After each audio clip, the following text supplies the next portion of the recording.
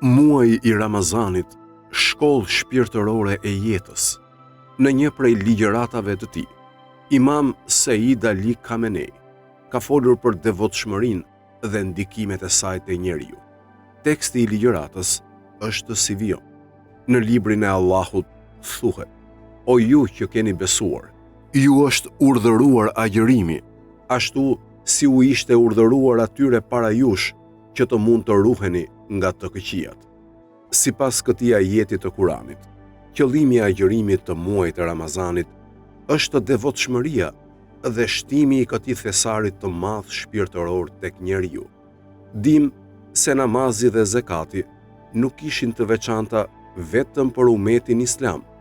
Përkundrazi, profetët dhe të dërguarit që i paraprin të dërguarit e islamit, paqja dhe bekimi i Allahut qoftë mbi të dhe mbi familjen e tij, e kanë pasur namazin dhe zakatin në krye të dispozitave të tyre.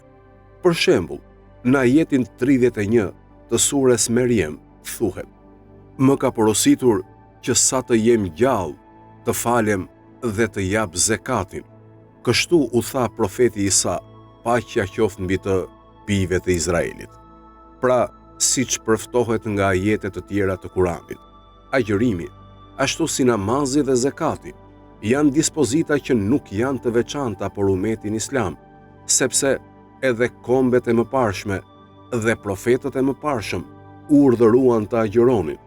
Ky është tregues se agjërimi është i domosdoshëm dhe i detyrueshëm dhe paraqet një nga bazat kryesore të përsosmërisë dhe të lartësimit shpirtëror të njeriu, ashtu siç është i domosdoshëm namazi, pasi paraqet marrëdhënien shpirtërore ndërmjet njeriut dhe Allahut të madhëruar.